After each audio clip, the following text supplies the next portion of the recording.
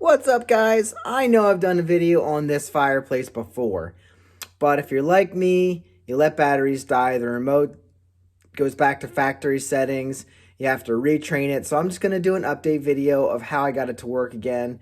I did get my manual out and I did read directions, but that didn't exactly help. So if you have a fireplace like this, maybe this will help you. It's a gas fireplace, and it's been in a couple years and I haven't had a lot of trouble with it. It's just trying to get the computers to talk to the remote. So anyway, here you go. Hope it helps you. All right, guys, so here's my manual. It is a Superior fireplace. Model number VRL, blah, blah, blah, blah, blah. You see what that is. And the remote looks like this.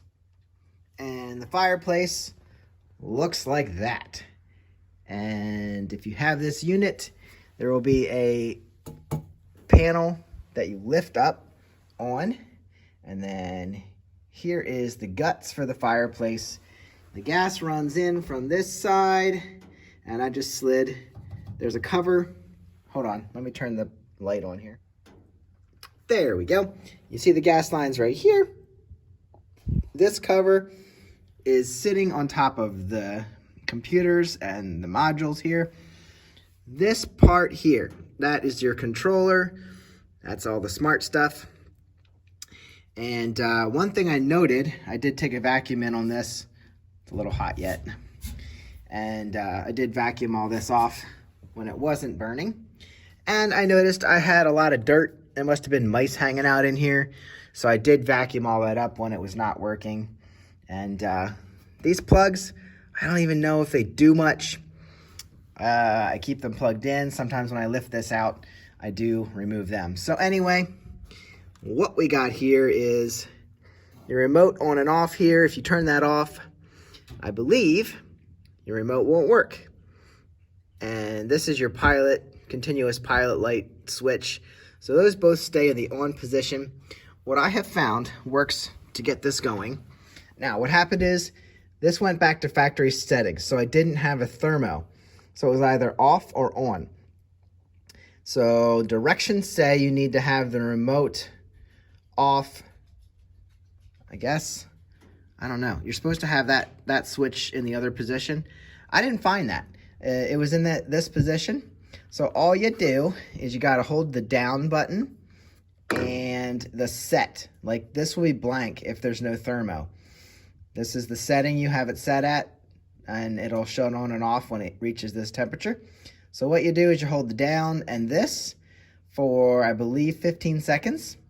And then your thermo will pop up and you'll be good to go that way. So if it's in factory, this is blank right here. So you'll know that you can't set up the thermostat. It'll just be on off. So as long as you're working with your remote, you can still turn it on and off, but it won't shut off when you want it to. Next, when you let your remote die, and I don't know how long, but it's happened to me multiple times, you actually have to go in here. There's two of these little screws, and they're holding this cover. This cover right here is on top of this. You can see one of the screw holes there, and then there's one on the other end. So come in here, you'll see them. They go through here and this other spot, that one, I guess. Take them out and you can push your cover over to the side. It's not easy to get it out, so I just carefully push it over.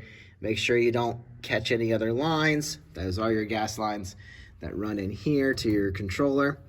And then make sure all these, this is like hard, sharp metal, so make sure all these lines don't get cut.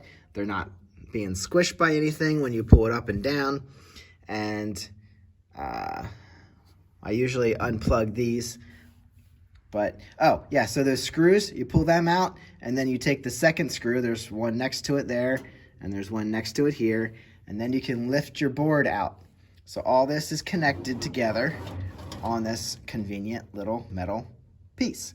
Now, what you want to go down here, see right there in the center, see if you can read that. It says learn. There, it's clear. Right there. It says learn, L-E-A-R-N, right where I'm pushing. I know it's glaring. but it says learn. There's a little button on the bottom, and I'm not going to show you. It's real easy. It's just a little tiny button. You can push it with your finger. So push that for, I believe, 3 seconds and let it loose. It'll beep 3 times, and then you go down to your remote and start pushing buttons on there. It says if you push a button, it'll connect to this unit, and then you'll be able to control the whole system. And if you hold that down and it doesn't beep, hold it down for a few more seconds and let it up. If it beeps 3 times, I believe it was, hit a button on here, start trying to control it, and that's what worked for me. So this is basically a video for me to go back and watch. So if it works for you, great. I hope I helped you. And if not, I am sorry. You might have bigger problems. So anyway, when I put this back down here, I want to make sure none of these wires are being squished and it all fits in nice and smooth. I don't want any of these wires being crushed by like this metal bracket on the end or anything like that. So you just want to make sure everything fits back in smooth. It does. They manufactured it that way. Just don't mess with these wires if you don't see things falling apart. Everything should be fine unless there was a force that disconnected them, and then yeah, you probably do have bigger problems. So anyway, that is the story of my fireplace. She's back up and running. I can set the temp. It goes up and shuts off, and I'm good to go. I will let you know if I have any other issues, but for now, my fireplace is working again, and I can stay toasty warm. So hope you enjoyed this video. Follow for more. Look at my channel for other fix-it videos. We have home, motorcycle, car. If something breaks, I'll try to fix it. So anyway, thanks for watching. I will catch you in the next one. I usually say keep riding, but keep fixing. Have a great day.